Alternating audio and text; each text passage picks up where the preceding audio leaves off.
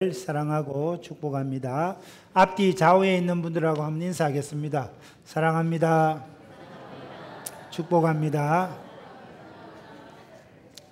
예, 오늘 저희 창녕제일교회 처음 오신 분들도 사랑하고 축복합니다. 예, 여러분 지난 수요일 날 우리 지방선거가 끝났습니다. 하나님 앞에 열심히 달려온 분들 우리가 축복해 주시고, 특별히 우리 배종열 집사님, 우리 교회 안수 집사님입니다. 열심히 이렇게 했는데 안타깝게도 선출되지 못했지만 하나님 앞에 더 겸손한 뜻이다 알고 그렇게 고백하는 걸 들었습니다. 제가 수요일 그 결과가 나고 난 뒤에 너무 마음이 아파서 차마 전화를 못 드렸습니다. 어제 이제 마음을 추스리고 전화를 드렸는데, 목사님, 하나님께서 더 겸손해지라는 뜻으로 알고 더 겸손하겠습니다. 믿음 생활 잘 하겠습니다. 그렇게 고백하고 오늘 이렇게 예배의 자리에 참석했습니다. 우리 배 집사님, 곽 집사님 자리 한번 일어서 주십시오. 예, 우리 격려와 사랑의 박수. 예. 하나님을 잘 믿는 귀한 종들입니다. 우리 창원에서부터 믿음 생활 잘 하시다가 이렇게 왔는데, 계속해서 주의 좋은 일꾼 되도록, 하나님 마음에 합한 다윗 같은 사람이 되도록 기도해 주시면 감사하겠습니다. 오늘 읽은 이 사도행전 18장 말씀은 사도 바울의 2차 전도 여행 때 일어난 일들을 다루고 있습니다. 바울은 본래 소아시아, 아시아에서 복음을 전하기를 소원했습니다. 그런데 밤에 마게도냐인 한 사람이 건너와서 우리를 도우라는 이 음성을 듣고 아시아를 지나서 유럽에 가서 복음을 전하게 됩니다. 그래서 마게도냐 유럽 지경의 첫성 빌립보에서, 데살로니가에서, 베레아에서, 그리고 아테네에서 복음을 전하던, 그러면서 당했던 수많은 어려움들, 하나님께서 함께 하신 일들 우리가 주일마다 말씀을 통해서 살펴봤습니다. 오늘은 고린도에서 복음을 전할 때 하나님께서 바울에게 어떤 일들을 이루어 주셨느냐 하는 것이 오늘 사도행전 18장 1절부터 11절 내용입니다. 하나씩 살펴보면서 은혜를 받고자 합니다. 첫째, 하나님의 말씀에 붙잡혀 전도할 때 평생의 동력자를 붙여주십니다. 1절을 보십시오. 그 후에 바울이 아덴을 떠나 고린도에 이르러, 바울이 아덴을 떠나 고린도에 도착했습니다. 고린도는 아가야 지방의 수도였고 로마 총독이 거주하고 있었습니다.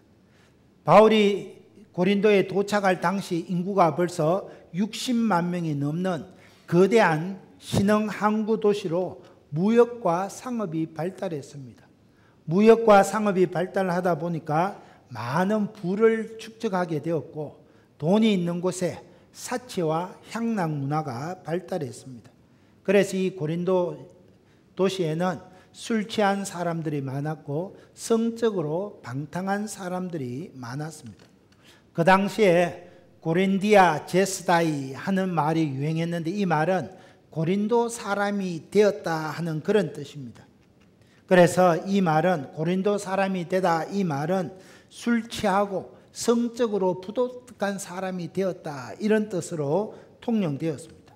뿐만 아니라 이 고린도는 우상 숭배가 만연했습니다. 비너스, 아프로디테 신전에는 1000명의 여사제들이 있었는데 말이 사제지 1000명의 창녀들이 있는 그런 엄락하고 방탕한 도시였습니다. 바울이 이 고린도에 도착해서 누구를 만나게 됩니까? 2절입니다. 아굴라라 하는 본도에서 난 유대인 한 사람을 만나니, 글라우디오 황제가 모든 유대인을 명하여 로마에서 떠나라 한 그가 그 아내 브리스길라와 함께 이달리아로부터 새로 온지라. 아굴라라 하는 사람을 만납니다. 아굴라는 소아시아 북부 본도 지역에 태어난 유대인이고, 그 아내 브리스길라는 로마 사람이었습니다. 아굴라 부부는 글라우디오 황제의 유대인 추방령에 따라 로마를 떠나 고린도로 오게 되었습니다. 이 유대인 추방령은 AD 49년에 내려졌는데 로마에 거주하는 유대인들이 크레스투스라는 유대인의 선동에 따라서 많은 폭동을 일으켰기 때문에 이 글라우디오 황제가 더 이상 안 되겠다. 그래서 로마에 거주하는 모든 유대인들은 전부 떠나라 추방령을 내렸습니다. 그래서 그때 아굴라도 그의 아내 브리스길라와 함께 로마를 떠나 고린도에 도착했습니다. 2절 하반절 3절입니다. 바울이 그들에게 가매 생업이 같으므로 함께 살며 일을 하니 그 생업은 천막을 만드는 것이더라. 바울이 아굴라와 브리스길라에게 갔습니다. 생업이 같았기 때문에 함께 살며 함께 일을 했습니다. 그들의 생업은 천막 만드는 일이었습니다. 바울도 천막 만드는 기술을 가지고 있었습니다. 당시 유대인들은 자식들에게 율법을 가르쳤는데 하나님의 율법을 가르칠 뿐만 아니라 반드시 아들, 딸들에게 기술을 한 가지씩 가르쳤습니다. 그래서 당시 유대인 속담에 자기 아들에게 기술을 안 가르치는 사람은 도둑질을 가르치는 것과 마찬가지다 하는 속담이 있었습니다. 바울의 고향 길리기아 다소는 천막과 커튼을 만드는 기술이 매우 발달했습니다. 그래서 바울도 길리기아 다소 출신이기 때문에 아버지로부터 천막 만드는 기술 한 가지를 배웠습니다. 그래서 바울은 이 고린도에 와서 천막 만드는 이 기술을 가지고 아르바이트를 하며 알바를 하며 복음을 전하고 있었습니다. 그러다가 동업자 아굴라를 만나게 됩니다. 이 아굴라 부부가 로마에서부터 예수님을 믿었는지 아니면 고린도에서 와서 예수님을 믿었는지는 성경에 나타나지 않기 때문에 우리가 분명하게 알 수는 없습니다. 그렇지만 이후에 이 아굴라와 브리스길라가 바울의 평생의 동역자가 된 것을 보면 아마 고린도에서 바울을 만나서 바울이 전하는 복음을 듣고 제자 훈련을 통해서 하나님의 사람이 되지 않았을까 신학자들은 그렇게 추측합니다. 바울은 월요일부터 이렇게 평일에는 천막을 만들고 안식일에는 유대인의 회당에 들어가서 복음을 전했습니다. 4절입니다. 안식일마다 바울이 유대인의 회당에서 강론하고 유대인과 헬라인을 권면하니라. 바울은 아굴라의 집에서 함께 생활하면서 안식일마다 회당에 들어가서 강론했습니다. 회당에 나오는 이 이방인들은 하나님을 경외하는 그런 헬라인들이었습니다. 유대교로 개종하지는 않았지만 하나님의 존재를 믿고 진리를 따라 살기를 원하는 사람들이었습니다. 그래서 이 헬라인들은 율법도 준수하고 안식일에 유대인의 회당에서 말씀을 듣기도 했습니다. 그러나 할례는 받지 않았기 때문에 때로는 유대인들로부터 할례 받지 않은 이방인이다 하는 그런 핍박을 당하기도 했습니다. 바울은 어쨌든 아굴라 부부의 동력으로 안식일마다 회당에서 유대인과 헬라인에게 복음을 권면합니다.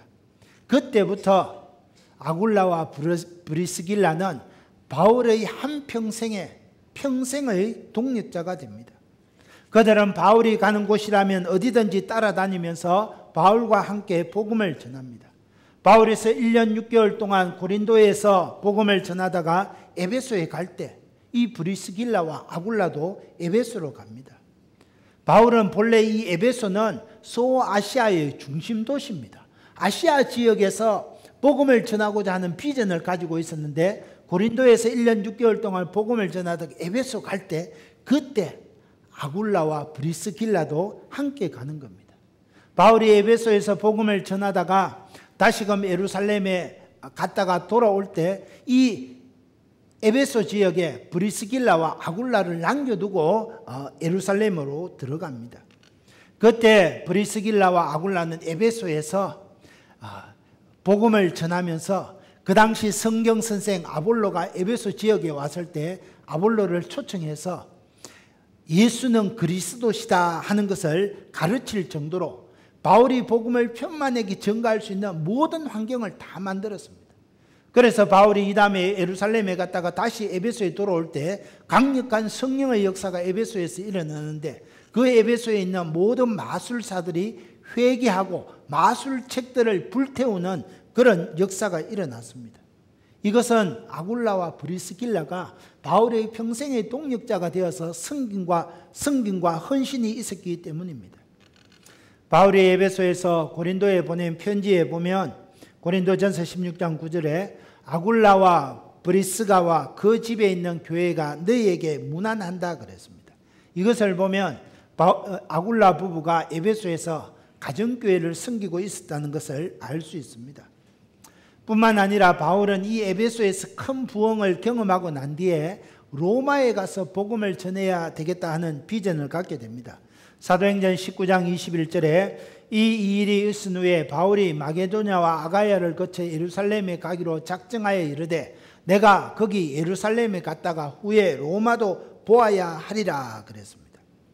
바울이 에베소에서 3년 동안 머물며 에베소와 소아시아 선교에 힘씁니다.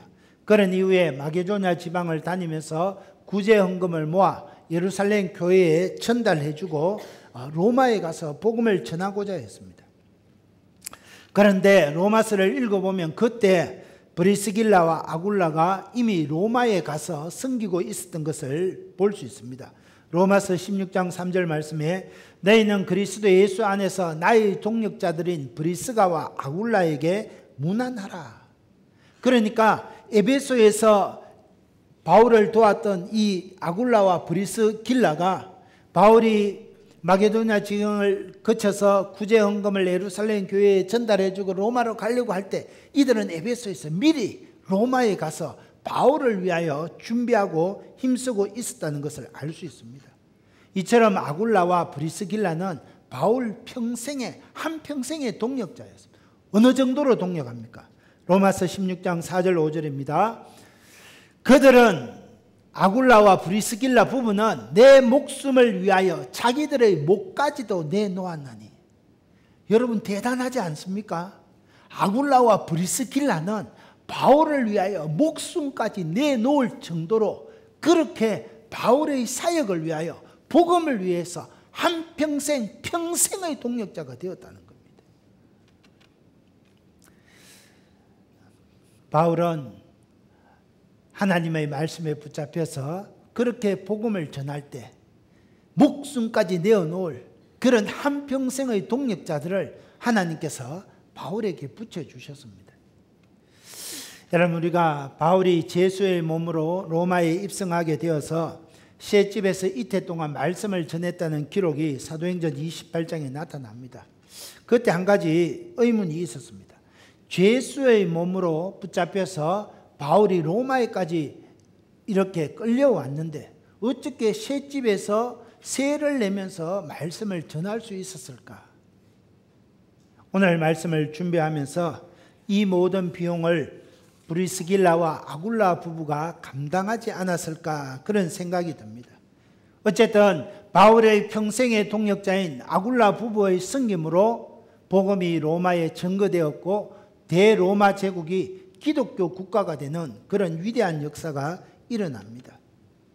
브리스길라와 아굴라 부부는 바울을 통해서 예수님을 만나고 삶의 목적과 방향이 바뀌게 되었습니다. 물질을 추구하던 삶에서 복음을 위해 헌신하게 됩니다. 자신의 욕망을 추구하던 삶에서 영혼을 구원하는 사역에 헌신하게 되었습니다. 무엇보다 바울의 이 평생의 동력자가 되어서 고린도 지방에서 에베소 지방에서 로마에서 복음을 편만하게 전가하는 그런 믿음의 사람이 되었습니다. 이들은 어디에 가든지 자기 집을 개방하고 사람들을 초청하고 가정교회를 세웠습니다. 그래서 초대교회 문서에 의하면 아굴라와 브리스길라 부부는 우리 중에 가장 으뜸이 되는 부부의 이상형이었다. 그렇게 기록되었습니다. 그래서 이 바울은 브리스길라와 아굴라 부부의 이 동력으로 하나님의 귀한 역사를 이루어낼 수 있었습니다. 사랑하는 형제자매 여러분, 오늘 2018년을 살아가면서 우리 창녕제일교회 모든 성도님들은 브리스길라와 아굴라처럼 하나님의 사역에 평생의 동력자가 되시기를 예수님의 이름으로 축원합니다. 그래서 우리 창녕제일교회 출신 모든 성도들은 아굴라 부부처럼 복음을 위해서, 하나님을 위해서도 목숨까지도 내어놓을 수 있는 귀한 믿음의 지체들이 되시기를 예수님의 이름으로 축원합니다. 둘째, 하나님의 말씀에 붙잡혀 전도할 때 수많은 생명의 열매를 맺게 하십니다. 5절을 보십시오. 실라와 디모데가 마게도냐로부터 내려오매 바울이 하나님의 말씀에 붙잡혀 유대인들에게 예수는 그리스도라 밝히 증언하니, 바울이 고린도에 있을 때 실라와 디모데가 마게도냐 지경에서 내려옵니다. 디모데는 데살로니가에서 내려오고 실라는 빌립보에서 내려왔습니다. 바울이 고린도에 있었지만 데살로니가 성도들을 생각할 때마다 마음에 근심이 있었습니다. 여러분, 우리가 이전에 살펴봤지만 데살로니가의 그 유대인들은 괴악했습니다. 성도들을 박해하고 핍박했습니다. 얼마나 핍박했던지 아데네까지 몰려와서 바울을 핍박하던 그런 사람들이었습니다. 그래서 고린도에서 복음을 전하고 있는데 이 데살로니가 교회 성도들이 걱정이 되었습니다. 그런데 디모데가 내려와서 바울 선생님, 데살로니가 교회 성도들이 환난 가운데서 기쁨으로 믿음으로 믿음 생활을 합니다 하는 것을 듣게 됩니다. 바울이 이 소식을 듣고 너무 기뻐서 데살로니가 교회 성도들 편지를 써보냈는데 그것이 바로 신약 성경 데살로니가 전서 후서입니다. 바울이 고린도에서 써낸 편지입니다. 그래서 데살로니가 전서를 읽어보면 바울이 데살로니가 교회 성도들을 향한 바울의 따뜻한 마음과 그들의 신앙 정진을 위한 권면의 말들을 읽을 수 있는 겁니다. 또한 실라는 빌립보 교회의 그 선교 헌금을 모아서 바울에게 가지고 옵니다. 그래서 바울은 빌립보 교회 성도들의 선교 헌금을 받고 큰 위로와 힘을 얻게 됩니다. 빌립보 교회 성도들이 바울에게 전해준 선교 헌금은 매우 유용했습니다. 그때까지 바울은 생계 유지를 위해서 평일에는 천막 만드는 일을 하고 안식일에는 복음을 전했는데 이제 빌립보 교회 성도들의 선교 헌금을 가지게 되니까 이제는 오로지 복음을 전하는 일에만 매진할 수 있게 되는 겁니다. 그래서 그때부터 바울은 하나님의 말씀에 붙잡혀 유대인들에게 예수는 그리스도라 하는 것을 밝히 증언했습니다. 하나님의 말씀에 붙잡혔던 이 말은 장막 만드는 일에서 벗어나서 하나님의 말씀을 연구하고 복음을 전하는 일에만 전념하게 되었다는 겁니다.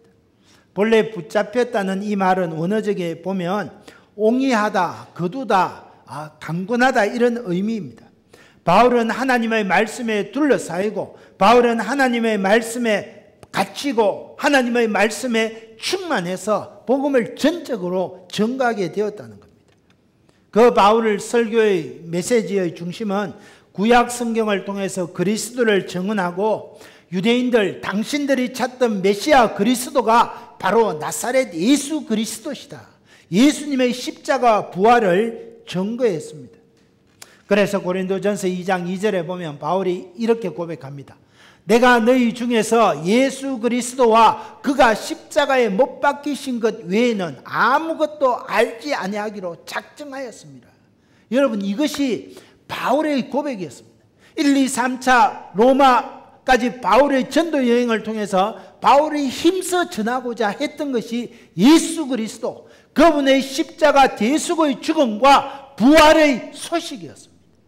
오늘 2018년을 살아가는 저와 여러분에게도 우리가 오직 알기를 작정하고 힘써야 되는 것은 예수님이 나의 구주십니다. 예수님의 대속의 십자가와 다시 살아나신 부활의 복음, 우리가 그것을 힘써 알아야 되고 그것을 힘써 증거해야 된다는 겁니다. 바울은 한평생 바울의 메시지는 예수 그리스도십니다. 예수님을 믿으면 죄사함을 받고 예수님을 믿으면 하늘나라 천국에서 영생을 누린다는 겁니다. 오늘 21세기를 살아가는 저와 여러분에게도 이 믿음과 확신이 있어야 됩니다. 내가 오늘 죽어도 예수 그리스도를 믿는 믿음으로 하늘나라 천국에서 영원히 살게 된다는 확신이 있어야 한다는 겁니다. 사랑하는 형제자매 여러분, 저는 이 목사는 우리 창녕제일교회 모든 성도님 여러분에게 이 믿음이 있게 되기를 주의 이름으로 축원합니다. 예수님이 나의 구주십니다. 나는 예수님을 믿음으로 하늘나라 천국을 유업으로 이어받을 하나님의 백성입니다. 여러분, 이 사실을 확신하고 이 사실을 굳게 붙잡아야 한다는 거예요. 바울에게 이 믿음이 있었습니다. 자, 바울이 이렇게 하나님의 말씀에 붙잡혀 유대인들에게 당신들이 찾던 메시아, 그분은 바로 나사렛 예수 그리스도시다, 그렇게 전적으로 말씀을 전했을 때 어떤 문제가 생깁니까? 6절을 보십시오. 그들이 유대인들이 대적하여 비방하기를 바울이 옷을 털면서 이르되 너희 피가 너희 머리로 돌아갈 것이요 나는 깨끗하니라. 이후에는 이방인에게로 가리라. 유대인들이 바울을 대적해서 비방했습니다. 예수님의 십자가와 부활을 부정하고 바울을 대적합니다. 그러나 바울은 기죽지 않습니다. 바울은 유대인들에게 옷을 털며 이야기해요. 옷을 턴다는 것은 마음이 완악한 유대인들에게 주는 그런 거룩한 경고입니다. 옷을 털었다는 것은 더 이상 내가 전하는 복음이 너희와는 상관이 없으니까 너희의 그 결정 그대로 너희의 피는 너희 머리에게로 돌아가리라 하는 그런 엄숙한 경고였습니다. 너희 피가 너희 머리로 돌아갈 것이라. 이후에는 이방인에게로 가리라. 그래서 그 이후에 바울이 복음을 전하는 장소를 어디로 옮깁니까? 7절입니다. 거기서 유대인의 회당에서 옮겨 하나님을 경외하는 디도 유스도라 하는 사람의 집에 들어가니 그 집은 회당 옆이라. 회당에서, 유대인의 회당에서 하나님을 경외하는 디도 유스도라는 사람의 집에 옮겨서 말씀을 전했습니다. 그래서 유스도의 집이 고린도 교회의 그런 선교 사역의 중심이 되었습니다. 바울은 거기서 방해받지 아니하고 예수 그리스도가 메시아시다 하는 복음을 밝히 증언했습니다. 그랬을 때 결과가 어떠합니까? 8절 말씀 같이 읽습니다. 시작. 또 회당장 그리스보가 온 지방과 더불어 주를 믿으며 수많은 고린도 사람도 듣고 믿어 세례를 받더라. 바울이 디도 유스도라 하는 사람의 집에서 전적으로 그리스도는, 예수는 그리스도시다 복음을 전하니까 유대인의 회당장 그리스보와 온 가족이 예수님을 믿었습니다. 여러분, 그 당시 유대인의 사회에서 가장 중심이 되는 것은 회당입니다. 그런데 그 회당을 책임지는 회당장이 나사렛 예수를 믿었다는 사실은 유대인 사이에 큰 파장을 불러 일으켜 왔습니다. 늘 유대인들에게 핍박받던 바울에게는 회당장이 예수님을 믿었다는 사실이 큰 힘이 되었습니다. 뿐만 아니라 회당장과 그 온 집안이 세례를 받음으로 고린도 교회가 세워지는데 큰 전환점이 되었습니다. 이를 기점으로 수많은 고린도 사람들이 예수님을 믿고 세례를 받게 됩니다. 그때 고린도 교회의 중심 인물이 된 사람이 디도 유스도, 회당장 그리스보, 에베네도, 스데바나, 버드나도, 아가이고, 이런 사람이 주축이 되어서 고린도 교회가 세워집니다. 이 고린도 교회의 역사는 하나님의 말씀에 붙잡힌 바울의 역사였습니다. 바울이 전한 설교의 핵심은 예수님이 성경에 약속된 그리스도이시다 하는 것을 밝히 정언하는 것이었습니다. 한마디로 말해서 예수님의 십자가 대속의 죽음과 사망 권세를 깨뜨리고 살아나신 부활을 증거했습니다. 예수님이 그리스도시다 하는 것을 전하는 것보다 더 귀한 메시지는 이 땅에 아무것도 없습니다. 그래서 바울은 예수는 그리스도시다 이것을 전하기 위해서 천막 만드는 일을 하면서도 기쁨으로 감당했습니다. 온갖 비난을 받고 모욕을 당하고 핍박을 당해도 쉬지 않고 예수는 그리스도시다 복음을 증언했습니다. 사랑하는 형제자매 여러분, 세월을 뛰어넘어 오늘 이 시대에 우리 그리스도인의 삶도 하나님의 말씀에 붙잡힌 삶이어야 됩니다. 우리는 하나님의 말씀에 붙잡히고 하나님의 말씀으로 충만하고 하나님의 말씀이 나타나는 그런 삶을 살아내야 됩니다. 하나님의 수많은 선지자, 주님의 제자들은 다 그렇게 살았습니다. 예레미야는 불타는 심정으로 하나님의 말씀에 붙잡힌 삶을 삽니다. 예레미야서 20장 9절입니다. 내가 다시는 여호와를 선포하지 아니하며 그의 이름으로 말하지 아니하리라 하면 나의 마음이 불붙는 것 같아서 골수에 사무치니 답답하여 견딜 수 없다고 그랬습니다. 예레미야가 하나님의 복음을 전하면서 돌아오라 회개하고 돌아오라 해도 유대인들이 하도 해도 안 들으니까 이제는 내가 막 더 이상 하나님의 메시지를 전하지 않겠다 그렇게 결심하니까 어떻게 됩니까? 내 마음이 불붙는 것 같아서 골수에 사무치니 답답하여 견딜 수 없다고 그랬습니다. 전하지 않고는 견딜 수 없다고 그랬습니다. 그것이 예레미야의 마음이었습니다. 아모스도 하나님께서 말씀을 주시는데 내가 어찌 입을 다물고 있으랴 말했습니다. 베드로와 요한도 우리는 보고 들은 것을 말하지 아니할 수 없다 그랬습니다. 이처럼 하나님의 사람들은 하나님의 말씀에 붙잡힌 그런 사람들이었습니다. 오늘 2018년을 살아가면서 저와 여러분도 하나님의 말씀에 붙잡혀야 됩니다. 하나님의 말씀으로 충만하고 하나님의 말씀으로 둘러싸여 하나님의 말씀대로 살아가는 삶, 그것이 바로 하나님이 원하시는 사람이라는 겁니다. 사랑하는 형제자매 여러분, 거룩한 주일날 여러분은 무엇으로 둘러싸이고 여러분 심령 속에는 무엇으로 가득 차 있습니까? 목사님, 저는 하나님의 말씀으로 둘러싸여 있고 하나님의 말씀으로 충만합니다. 이것이 정답이라는 겁니다. 이렇게 살 때 하나님께서 그 인생을 책임져 주시고 형통한 삶으로 인도해 주신다는 겁니다. 그런데 지금 이 순간에도 이래 다 보니까 하나님의 말씀으로 가득 차 있지 않고 예배만 끝나면 누구 만나야지 어디 다른 두 사람 있는 거겠네요. 그러면 안 된다는 겁니다. 하나님이 원하시는 사람은 하나님의 사람은 하나님의 말씀으로 둘러싸이고 하나님의 말씀으로 충만하고 푹 찔러도 하나님의 말씀만 터져 나오는 그런 사람이 되어야 된다. 저는 저와 여러분 우리 모두가 하나님의 말씀에 붙잡힌 하나님의 말씀으로 충만한 그리스도인들이 되시기를 예수님의 이름으로 축원합니다. 끝으로 하나님의 말씀에 붙잡힌 전도자는 두려움을 이기고 계속해서 전도합니다. 여러분 이렇게 하나님의 말씀에 붙잡혀서 고린도에서 복음을 전할 때 수많은 고린도인들이 예수님을 믿고 세례를 받고 회당장 그리스도가 돌아오는 큰 역사가 일어났습니다. 그러나 바울의 내면에 큰 두려움이 엄습해 왔습니다. 왜냐하면 고린도 도시의 죄악의 세력이 워낙 강하고 유대인들의 박해가 더욱 심해졌기 때문입니다.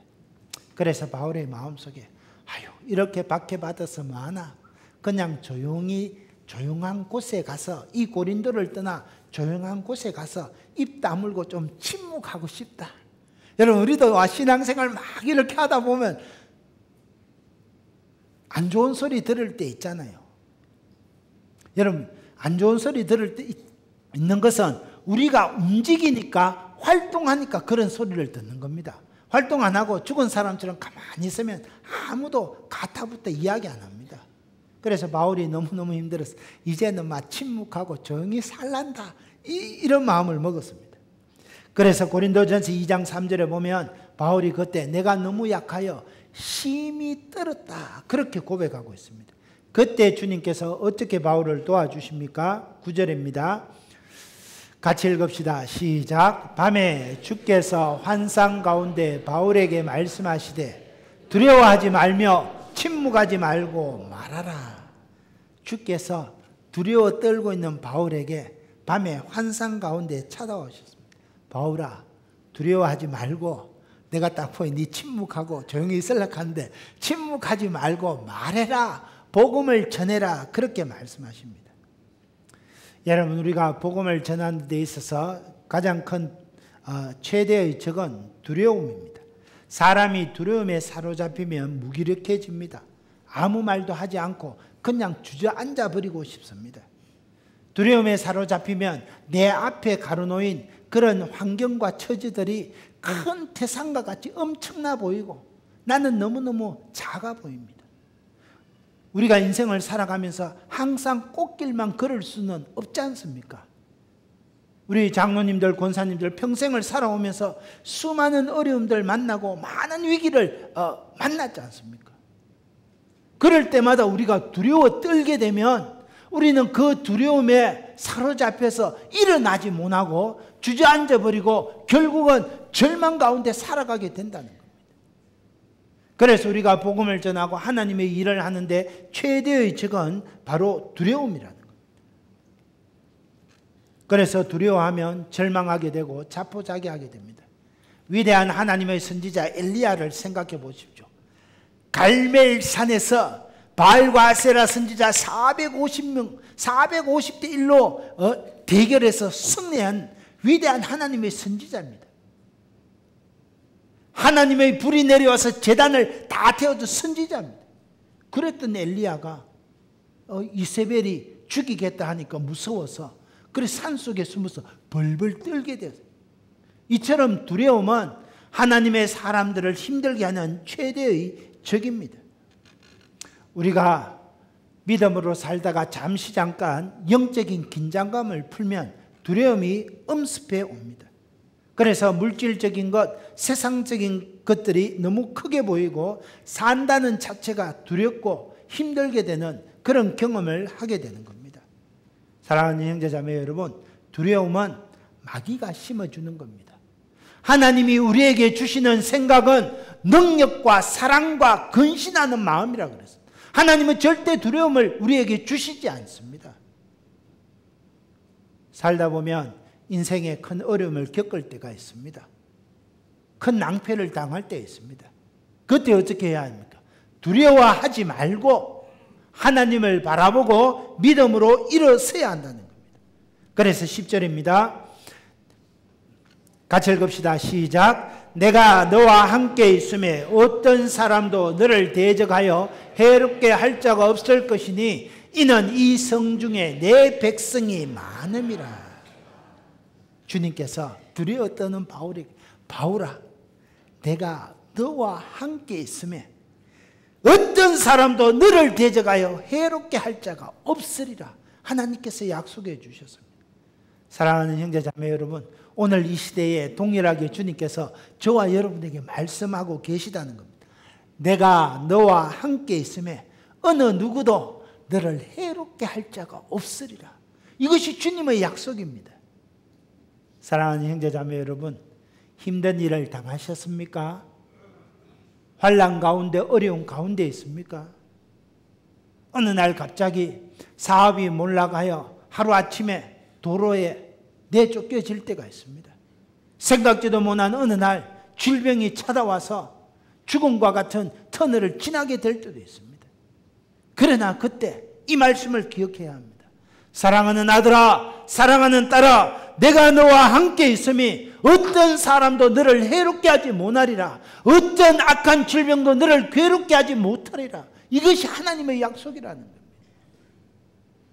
하나님은 지금 이 시간 여러분과 함께 하십니다. 여러분을 지켜주시고 여러분을 도와주시고 여러분을 보호해 주십니다. 우리가 이 사실을 생각하고 믿음으로 하나님의 말씀에 붙잡힌 그런 삶을 살아가게 되기를 이 시간 예수님의 이름으로 축원합니다. 이 말씀 생각하면서 우리 한번 주여 청하며 기도합니다. 주여! 하나님 아버지 감사합니다.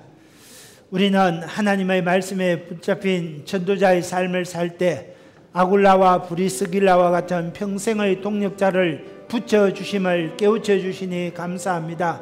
하나님의 말씀에 붙잡혀 살 때 수많은 생명의 열매들을 맺게 하여 주실 줄 믿습니다. 하나님의 말씀에 붙잡혀 살 때 두려움을 극복하고 계속해서 하나님 아버지 담대하게 말할 수 있는 그런 사람으로 세워주실 줄 믿습니다. 오늘 이 거룩한 주일날 우리 각 사람에게 내가 너와 함께 있어 어떤 사람도 너를 해치지 못하게 하리라. 내가 너와 함께 있어 어떤 질병도 너를 괴롭게 하지 못하게 하리라. 내가 너와 함께 하리라. 세상 끝날까지 너를 도와주리라. 주님 말씀하실 줄 믿습니다. 이 말씀 마음판에 새기고 하나님 아버지 믿음으로 살겠습니다. 승리하며 살겠습니다. 모든 환난과 극복을 이겨내고 하나님께 영광 돌리는 삶을 살겠습니다. 주님 인도하여 주옵소서. 예수님 이름으로 감사하며 기도드렸습니다. 아멘.